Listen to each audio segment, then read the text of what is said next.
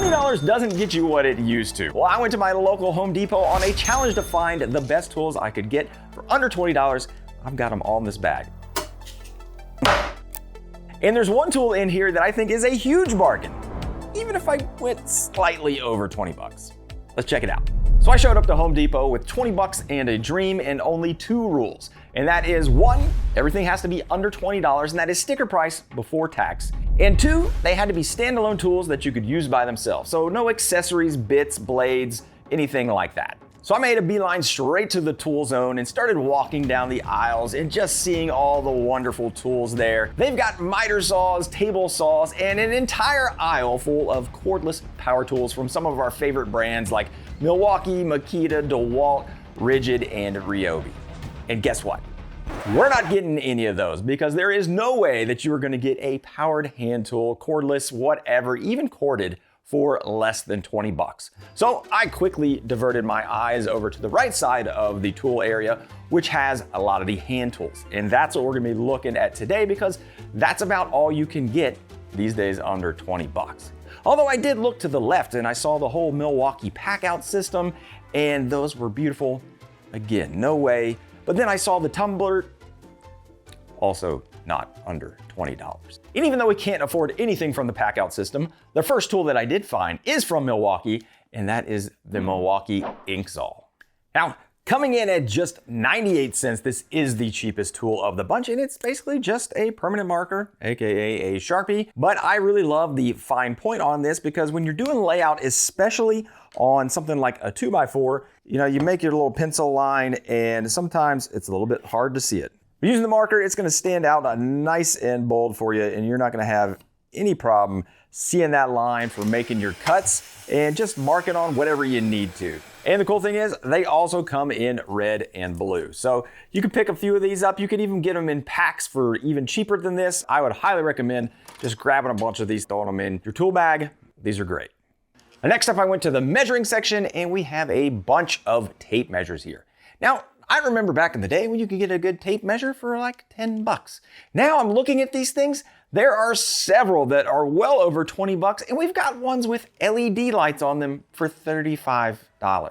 I don't need LED lights on my tape measure, and I sure don't need to be paying more than 20 bucks for one. But I did find one I really like for under 20 bucks. And this DeWalt Atomic comes in at $12.97, down from $14.97. And I think that's a pretty smoking deal. I've actually been using a pair of these 16-inch DeWalts for quite a while now. These are my daily drivers, and they have seen better days, but they are still holding up really nice. And of course, you gotta have the fractions on there because, American imperial system is wonderful. It's actually horrible. I wish we were metric, but that's for another day. But the cool feature of this tape that kind of caught my eye is this right here. And that is basically a little place to put your finger. So whenever I use my tape measure, I pull it out to measure something, I typically just put my finger right underneath there to hold it in place instead of locking it down.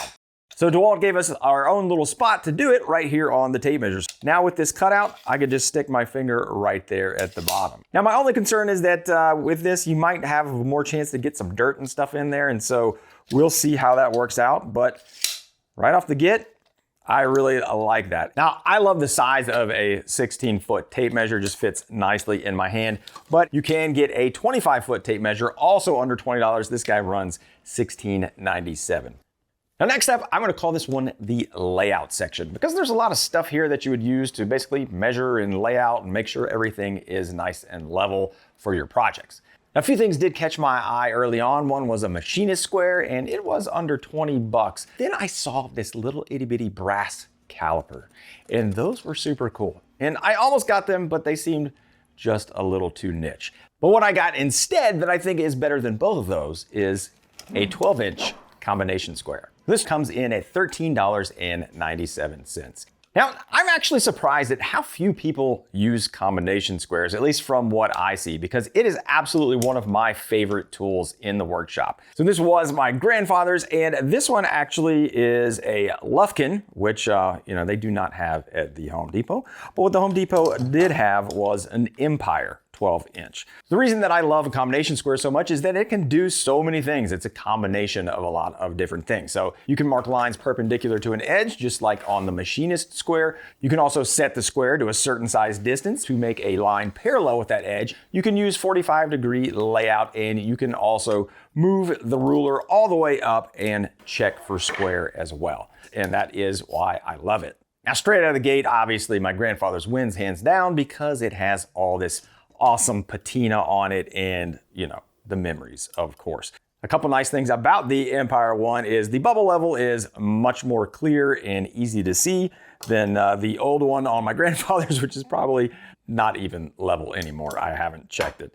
Also, it's got this little thing in here, and I never know what this is for. What do you use this for? Let me know in the comments. I don't know if this is like for layout and marking or just to poke people with, but it's got this little sharp jobby in there. So you know if somebody's like stealing your stuff, you can grab this and self-defense. I don't know. So this is a pretty decent combination square for 14 bucks. The ruler is stainless steel. The ruler is nice and hefty, but it does look like it's machined fairly well. Now, staying in the layout section, this next tool is, I don't have this next tool because I went and I was looking for a 12-inch framing square, and the one that I wanted was the Empire one for $15.97, and it was out of stock. So unfortunately, we'll have a stand-in. Whenever I asked my wife to grab the carpenter square, you know, when she was first learning about tools, she was like, that's not a square, that's a triangle. And she's totally right. Probably one of the most confusing things in all of carpentry and woodworking. But one thing that was interesting is I did start looking at the 7 1/4, and the discrepancy between pricing of the Milwaukee and the Empire was very interesting. The Milwaukee was $18.97, where the Empire was $12.97. Now, if this isn't clear, none of this is sponsored, not by Home Depot or any of these brands, but I cannot understand for the life of me why the Milwaukee is going to be $6 more, almost 50% more than the Empire. As I started looking at them, they are both aluminum. The Milwaukee did say that it has a stronger frame. As I looked at the frames, they are both made of aluminum, and the Milwaukee may have been a mil or two thicker than the Empire. Definitely not anything that is going to make any kind of difference. And the only other feature it had that the Empire didn't was a little hole for holding a piece of pipe. So I would say definitely don't go for the Milwaukee one. Go for the Empire if you're going for the 7 1/4. But even though I don't have it here as out of stock, I would go for the big 12-inch Empire because I use this thing all the time outside. It's great for marking across multiple 2x4s or even two 2x6s. So Home Depot, get in stock, and then maybe you guys can go get that one. Now, I think the 7 1/4-inch carpenter square is overpriced from Milwaukee. Oddly enough, I did like another tool from Milwaukee that was just slightly smaller. And that is this little guy, which I think is super cool, which is a 4.5-inch trim square. Now, this guy is only $9.97. And again, this is down from $13.97. So it does look like, you know, they have some reduction in price on some of these items that you can get some cool deals on. But the reason I like it so much is because in woodworking, we deal with a lot of 1x4 material. And so having something nice and small and compact really helps out. There's also a couple cool features that you may not know about on these. So the cool thing is on one side of this heel, it is a 1/4 inch. And on the other side, it is 3/8 of an inch. So if you're putting screws in a piece of plywood or 1x material that is 3/4 of an inch thick, then 3/8 of an inch is exactly in the half of that. All you have to do is just grab your square with the 3/8 side. You can put it right on the end there and then just trace your line. Now you can pre-drill your screws right there and know they're gonna be right in the center of that board and avoid any blowout on the other side. Another thing I really like is there's no pointy edges anywhere on this. It's not gonna scrape you or stab you when you're reaching into your bag to grab it. For under 10 bucks, I think this is a great tool. Now, while I was in the layout aisle, I think I'd be remiss if I did not get something to level with. Now, as you can probably tell, I definitely don't play brand favorites on levels. This one I think came out of a Cracker Jack box. My 48-inch one is a Husky, and my 6.5 footer is a Johnson. So this 24-inch bubble level from Empire comes in at $19.97. Is a great go-between between the smaller and larger sizes. There are definitely ones that had some more features for over 20 bucks, but this is about all you need. You have your line so you can do your plumb and your level. There was a cheaper one from Stanley that I think was $14.97, but it did not have the handle here. So actually I do really like the handle because then you can put that nice and firm up against a wall if you're trying to do plumb, and not have to grab this and it's just a little harder to use. So if you're grabbing up there, you get a nice firm handle. If you don't care about a handle, you could probably save a few bucks and get that Stanley one. It'll help you make sure that everything is plumb and square, just like my bench. The next section is one of my favorites, and this is the cutting section. We have a bunch of utility knives and just different knives. And I am a sucker for a good utility knife because I lose them all the time and I am always opening boxes and things. So I have probably dozens of them. I don't have a utility knife problem. You have a utility knife problem. This is like less than half of what I have. And the great thing is that most of these are all under $20, but I had my eye on a couple. The first one being the Fastback from Milwaukee. Now, first off, something I just noticed, which I absolutely love, the way that this is just a tear to open package. Because if you're buying a knife, it makes sense that you probably don't have a knife to open your knife. It looks like this has got perforations and this will just tear open. It's kind of hard to get your finger in there. We're gonna give them an A for the thought and a D for the execution. There we go, maybe we just have to punch it out. And it comes with a few razor blades too. So this is the Milwaukee Fastback Press and Flip, which you can actually just open it right up there before I put the blade in here. This one came in at $12.97. Again, this was one that was discounted from $14.97. And this one was a little bit more because it has storage for your blades right on the knife. So I'd highly recommend get one that has storage for the blades because you're always going through, you're getting stuff dull and you can just whip that out and get a new one. Now, I will say the only reason I actually got this Milwaukee is because I already own the DeWalt one, and here it is. It is basically the exact same thing. Same price, $12.97. I will say there are a couple features that I like better on the DeWalt, which is the way that this little locking blade works. So it's on the side here. You pull it back, then you can lift the blade out. Versus the Milwaukee, which is just this little button, and it's kind of hard to push a little bit. Just seems like it's not as firm as a lock, even though I'm sure it's fine. So either of these are gonna be great. They both have a little knife catch in the back where when the blade is folded down, you can actually use it here to cut string or something like that. And the DeWalt does have the storage on board as well for extra blades. So really, I think it just boils down to whether you're team red or team yellow. These are both great knives for 13 bucks. But when I said I love utility knives, I was not joking because I got another one because I've been using this one for a while, and this is a great option for a little cheaper. So this is a Husky utility knife with blade storage, and the nice thing is this actually comes with 3 blades already installed. So let's open this up real quick. Use my guy here to open it. Ooh, man, that cut nice. So this is just your super basic utility knife, nothing fancy, but you can just push it up there, have it, push to lock, open, close. And then if you want to remove that blade, all you gotta do is hit this red button, pull it out. And then actually something that's pretty cool is that as soon as you pull it out, you can just load it back up. You don't have to take it out, unlock it. So for $8 with onboard storage, plus it comes with 3 blades, you can't go wrong with it. Just pick one of these up too. And next up, I went to the gripping section, AKA the wrenches. This section kind of threw me for a loop a little bit, but I did find what I think was kind of interesting and a pretty good deal of a tool I think everybody should have.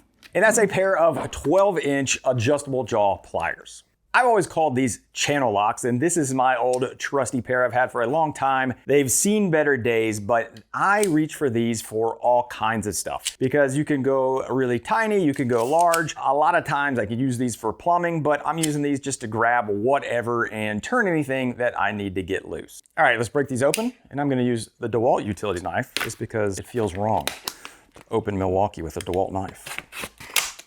So these guys come in at $15.97, and all of the channel lock wrenches were over 20 bucks. And I thought that channel lock was just the name of it, but I guess that's kind of like Sawzall, Kleenex, Q-tip, Band-Aid type thing. I actually didn't realize that that was, a company.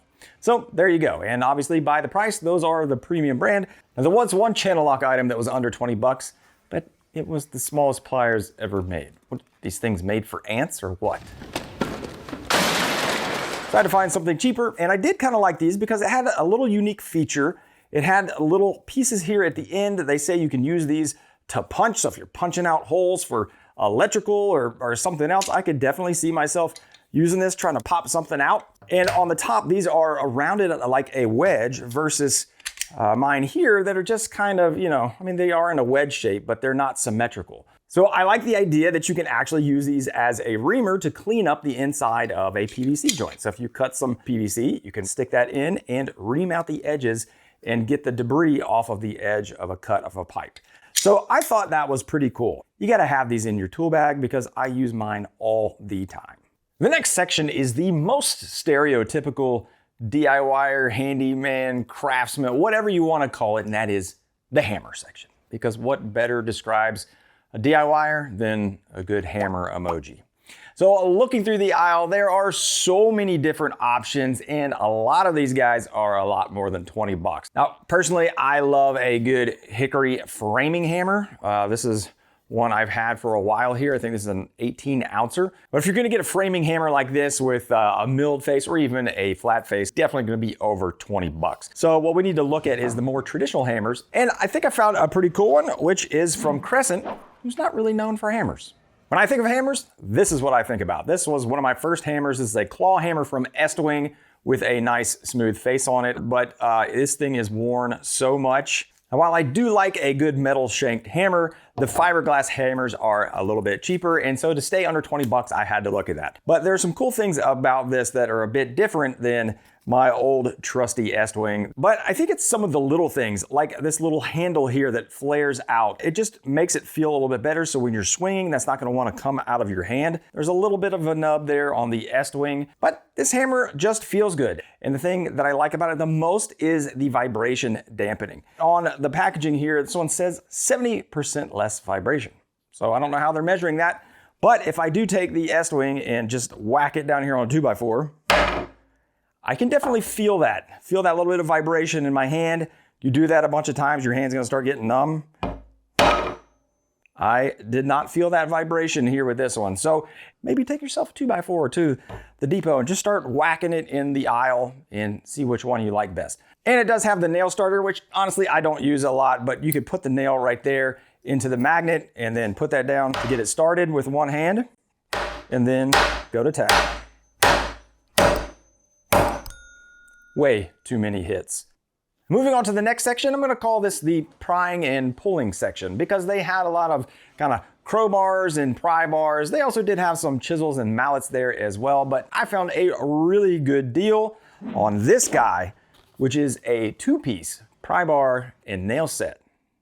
So a pry bar is another one of those tools that you just find uses for everywhere. This is the one that I've had for years and years and years, and you can see all the nice wear. If this thing could tell stories, I'd probably tell you how bad I am at fixing stuff. But this set that I found here was pretty awesome because it not only includes this 9.5-inch pry bar like this one, it also has a little 5.5-inch pry bar and a nail set. Again, both the things which I use a lot of. And this might be the best deal. It's actually the second best deal. The best deal is coming up that I found. Because when I looked at this little 5.5-inch pry bar, just this alone was $11.97.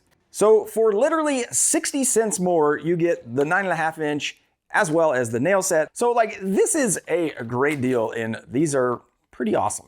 One thing I will say I don't necessarily love about this, actually now that I get it out of the package, is it has a thick coat of paint on it. And when you're trying to use it as a scraper, a thick coat of paint on the edge doesn't do real good. I would probably grind that off, sand it off, whatever, to expose the metal there. That's especially true for, I think, this little guy, because I, a while back, bought this little Titan stainless steel 5.5-inch pry bar, which is basically the same thing, except look at the nice edge on there. This is perfect for like prying open tools, plastic cases, things like that. So I would definitely suggest just taking a little bit of a sander to it or a scraper and just getting off that paint. And then this could still be a really nice tool. And of course, a good nail set. You can use this for setting finished nails, or one thing I use it a lot for is if I'm ever using some me nails and I have some sticking up proud of the surface, use this to pop them in. And having a little nail set is great. You can also use it to take out door hinges. So this is a nice little addition to have in your tool bag. All right, next up we moved into the turning section. I don't know, it's what I call for screwdrivers. Lots of screwdriver sets here. And the thing about a screwdriver set is if your dad's toolbox kind of looked like this, just a hodgepodge of different mismatched colors. If you ever bought anything from Sears, then you have a bunch of these Craftsman screwdrivers that are all over the place, but you can never find the one that you need. They did have a lot of those types of individual screwdriver sets, but a lot of those were over $20. But the ones I really like have the multi-bits. And Milwaukee did have one that was an 11-in-1 combo, but you know what's better than 11-in-1? 13-in-1. So this 13-in-1 screwdriver from Milwaukee comes in at $12.97, down from $18.97. And I don't know if it's just marketing, but I always love it when I see a higher price than a lower price. And I'm sure it was probably never that price, but that's okay. I'm gonna go ahead and tear into this thing, and we will use the fastback this time. Give Milwaukee a break. Whoa. Now, if you've ever been to Harbor Freight, you have probably picked up one or a dozen of these little screwdrivers with your coupon, or they're like $1.99. And this is a 6-in-1. And so you've obviously got in the Phillips head 1, slot 1, and then on the other side, you've got the Phillips head 2 and the slot 2. Plus you've got little nut drivers on each side. So there's your 2, 4, 6 different things. But this guy has 13. So let me show you the ones that it has that this doesn't, that makes it so much better. First of all, we've got the cushion grip, but I'm going to speed run through these different options just so you can see them. You've got the Phillips 2, the Phillips 1, and then you can pull this out. You've got the slotted one and the Phillips 1 on the other side, so they're doubling up here. And you've got a 1/4-inch nut driver here and a 5/16 right here. So there's your 6-in-1 right there. Now we open the other side, we've got 2 different types of bit. We have a square drive, we got a square 1 and square 2, along with another 5/16 nut driver. And then we have the ECX. And if you've not seen these are on electrical outlets, so switches and receptacles. This fits them perfect versus like a Phillips head, which is always slipping out. So I love that this is included because these are always kind of hard to get. So we've got 6, 7, 8, 9, 10. Then we have a 3/8-inch nut driver here. That's 11, and a 1/2 inch in the barrel there. That's 12 functions, but what about the 13th? Well, if you look on the back of the package, it says that you can use these little holes on the shaft of the screwdriver here to make loops. I think that's a stretch because this loop is way bigger than you would need for an electrical outlet. I don't know what kind of loops you're going to be making with this because the shaft of this is a 1/2 inch. So if you need to make 1/2 inch loops in wire, there's your 13th. But I think that's kind of cheating. Staying in this same section, I've got 2 tools that are going to be a little bit controversial, and I want you to tell the truth when I ask you this question. That is a handsaw. That's right. This is a 20-inch Stanley panel saw, but this is 8 teeth per inch, and this is for rip cuts. So it's got a higher tooth count. This one is $17.97. And while I'm at it, this is a DeWalt 14 teeth per inch pull saw, which is finer teeth, so it's for cross-cutting mainly. This one also comes in at $7.97. But here's the question. So I know you guys are like me and you like a good deal, you like to save money, but how many of you would actually use a handsaw over saving up the money to buy a cordless circular saw or something else? I'm going with very, very few. It's not because you don't want to save money, it's just because the job and chore of cutting something with a handsaw, especially with a rip cut, is just so inefficient and it takes so much time versus using a, let's call it a $90 or $100 circular saw. Now for a pull saw, this is a little bit different story. I think this one definitely needs a place in most people's workshop. I've actually had this Vaughan Japanese style pull saw and I use it a lot. And that's because you can use it for flush cutting. If I'm ever doing dowel joinery, I will use this. But I got these just to see what you guys would say about them because I don't think many of you buy them. Maybe the pull saw, but not this guy. Let me know.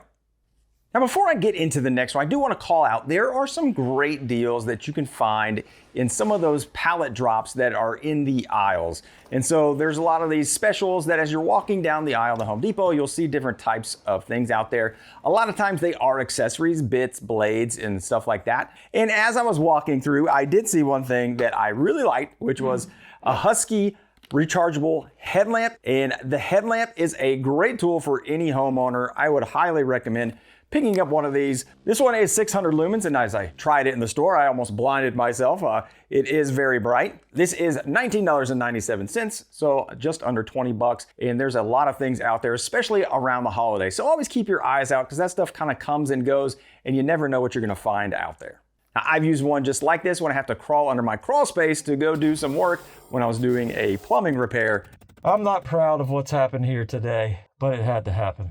and this came in super handy. Now going on to the next section was a bit depressing, and that is the squeezing section, aka the clamps. Now, I really do enjoy a good squeeze clamp, and these are awesome. The price on them are absolutely crazy. A 6-pack, which also included these like little tiny things, so it's really like a 4-pack, of the DeWalt ones was $44.97, 45 bucks for basically 4 clamps. That is a lot of money, and even if you look at just getting 2 of them, it is $22.97. Again, that cost quite a bit. But another of my favorite clamps is the F-style clamp, and I have a lot of these from Bessie, and I did find a deal on those. One of the 12-inch ones was $15.97. Now, buying one clamp is kind of like kissing your sister, and you gotta have 2. Maybe don't kiss your sister twice, but I don't know. It made sense in my head. You gotta have at least 2, and why not 4? Now, and I apologize, I broke the rules on this one, but I found an amazing deal, and that was on a 4-pack of these clamps. Now, I just couldn't help myself. These are the exact same ones that are $15.97 a piece, but you can get 4 of them for $21.97. That's $5.50 a clamp. Now that is just way too good of a deal. I could not pass it up. It even had the little sticker on there that said was $29.97. So they really got me. But I absolutely love these Bessie F-style clamps. They work so nicely. They're so easy to adjust, and you can get a ton of clamping power on them. I believe they say something like 600 pounds per square inch or whatever, clamping force. These guys are awesome, and for spending the extra $1.97, I'm gonna give myself a pass because I think these are probably the best deal of the whole bunch. And I've put my money where my mouth is because these are all my other Bessie F-style clamps. So you can see, I really do love these things.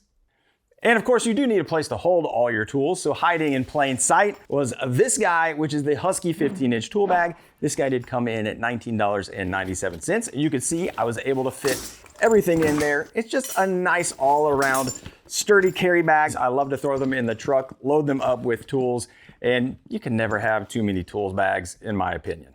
Let me know what store I should go to next for tools under $20, but if you want to see my original tools under $20 on the internet, I got the video queued up for you right there. I'm Brad. Until next time, get out there and build something awesome.